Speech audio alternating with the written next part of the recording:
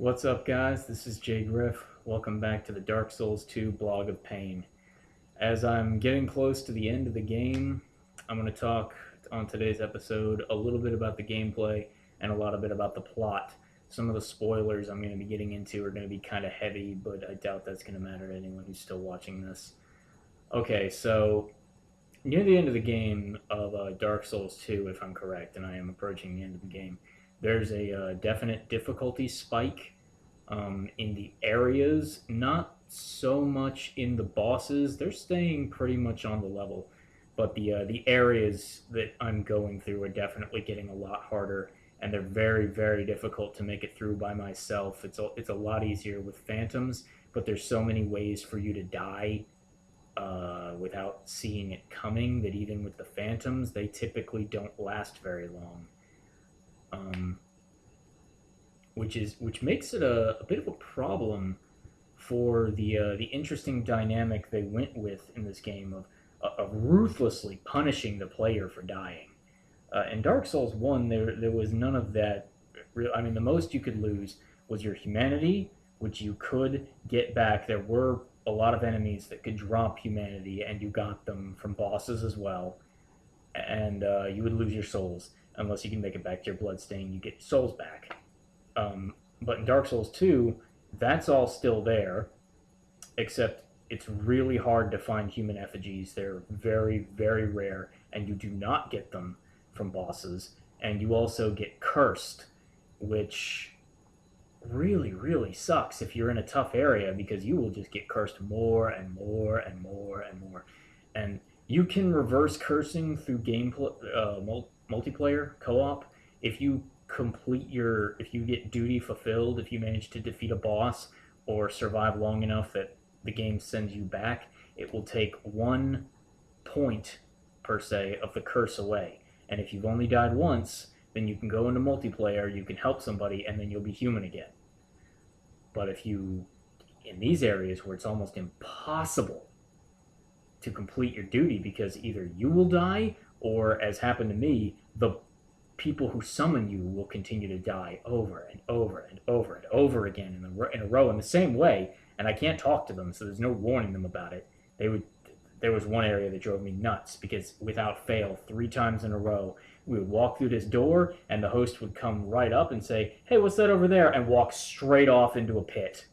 3 fucking times. It was driving me nuts, and that kind of really sucks. I don't like this curse system because I think it takes an already punishing game and makes it a little too punishing from time to time. If it was more loose with its human effigies, I wouldn't complain about it. But that really started to wear on me. Um, and also in the later game, I think there's a couple places where the developers went too far, and I think they realized it. Um, because there's some places where it's just it's just nothing but blind corners and ambushes, and there's an area that's flooded with water, and it's really really hard to see where you can step and where you can't without just going trial and error and walking through the area and dying time after time after time to figure out where all the pitfalls are. And I think they know that they went too far with this area because typically in Dark Souls 1 and 2, there will be a bonfire at the start of an area and maybe a bonfire at the end of an area. And if it's a really hard area, there might be one in the middle. And the areas were very, very big. And basically, getting from one bonfire to the next was almost like a marathon. It was pretty far and pretty tough. But in these areas, particularly in the flooded one called the Shrine of Amana, it's a very short area. It's not very long at all, but every time enemies can attack you, it's basically an ambush or a blind corner, and there's so many pitfalls that there's 3 areas.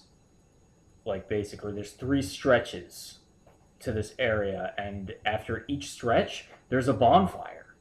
And I think they realized through testing as they were doing this that nobody could make it fucking through this area, even with summoned help, because it was just way too easy to die in ways that have nothing to do with difficulty. They have to do with the fact that the player can't see what the fuck is going on or what's around the next corner, and even if they know it, it might not matter because the ambush is so unfairly stacked.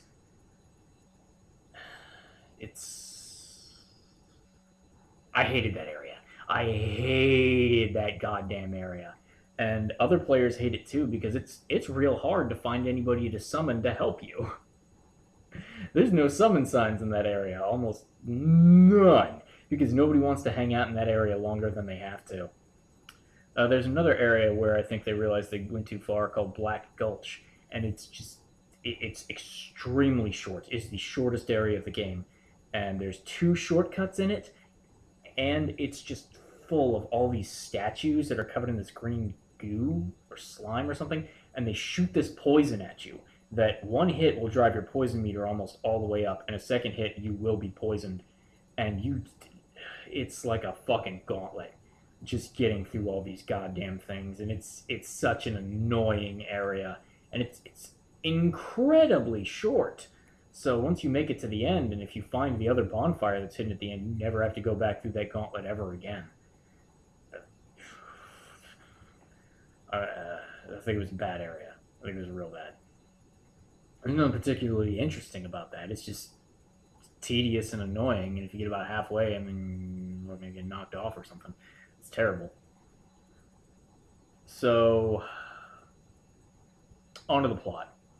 Let's talk about the plot. I 100% stand by my previous theory that Drang Lake is Lordran, and that the Lord Souls are coming back. But it looks like the Lord Souls can't exactly manifest themselves in the way that they want to, so they have to latch on to other people and kind of possess them, it looks like. It looks like I was wrong about the echoes of the Grave Lord with the Skeleton Lord and the other communal body undead thing that I found, because I found Nito. I found where he's at. He's in the bottom of Black Gulch, which is at the bottom of the gutter. The gutter is an area that is completely pitch dark, so I think it's the former Tomb of the Giants, and it's just, eroded over time and is gone. Or somebody went down there and mined it out, because there's platforms everywhere made of wood. So somebody built something down there. But you find an enemy down there called the Rotten, and it's pretty obvious that is Nito. It's a communal body, just like Nito's, made of undead bodies that haven't rotted away to nothing. So he's like a fleshy version of the Grave Lord with a giant sword, which Nito wielded a giant sword that I couldn't tell was in his hand or if it was part of his arm. He's really slow, has attacks that are very similar to the Grave Lord, and you start running into NPCs throughout that area and other areas that start referring to the old dead one, who one of them mentions gave the world the first death. And you actually start running into a few of them that claim to be carrying out his will, to be serving him. And the Rotten appears to be possessed by the old dead one, and that's why he's down there.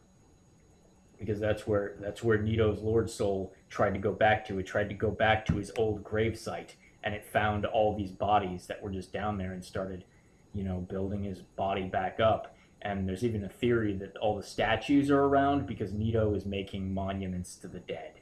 I think that theory's a little weak, but maybe it's true. Something I didn't talk about the first time I talked about the Old Iron King. The thing that struck me immediately when I walked in to fight the Old Iron King was his boss theme, because I recognized it immediately. It was the same music that played when you walk in to fight Lord Gwyn at the end of Dark Souls 1.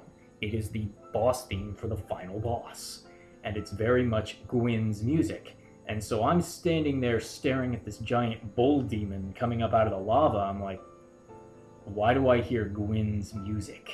What is this? It's the Old Iron King, and that's when I started thinking, is he Gwyn?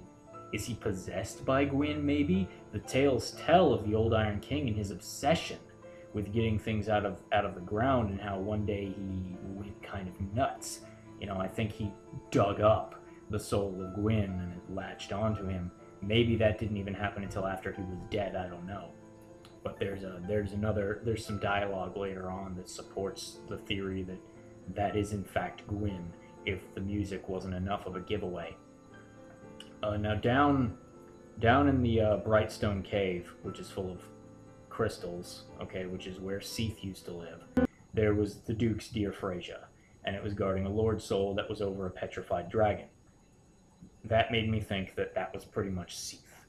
Now the story behind the Lord, and I forget his name, the Lord who ran that area before, was that he used to be a good ruler, he used to be kind, he used to be good to his subjects, and then one day he found something, and he started getting obsessed with these spiders, and then all these spiders came up out of the ground and started killing everybody, and he just stood by and kind of chuckled, like he was content about it.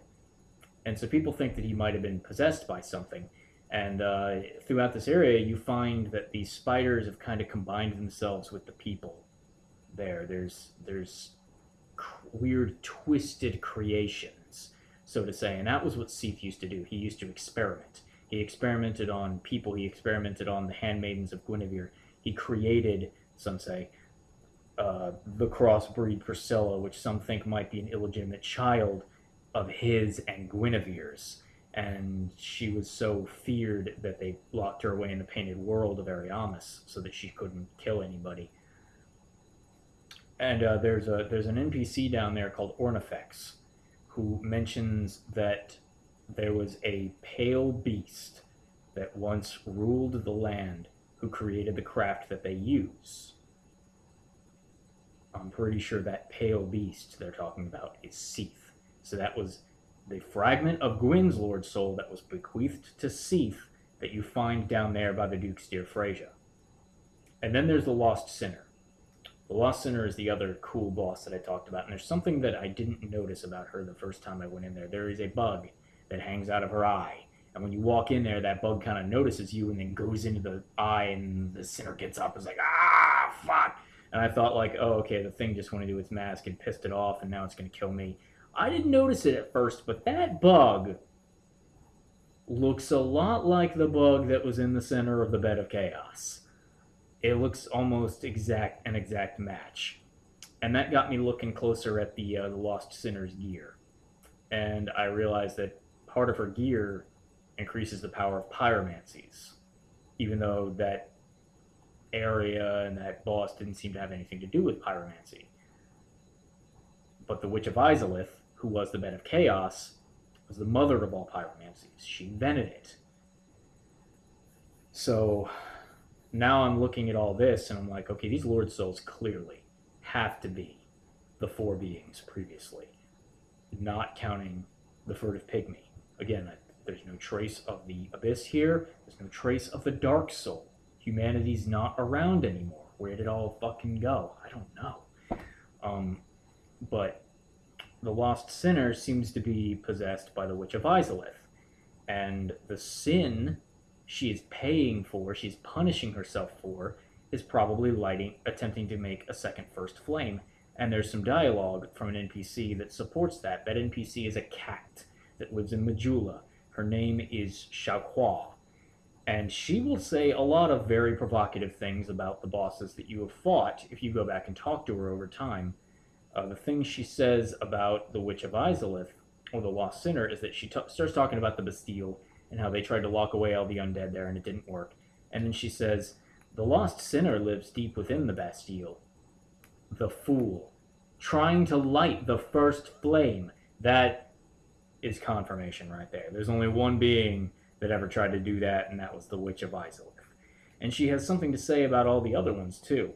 Her speech about the Rotten doesn't really implicate Nito all that much, so much as it just talks about how nasty the Rotten is. But she talks about the Old Iron King. And she mentions someone that he reminded of her once. And she says, a vainglorious liar who ended up hurling himself into the flames. Now he's Icarus Earth, if I'm not mistaken. Now she's talking about the Old Iron King's boss form, because the Old Iron King didn't look like that when he was alive.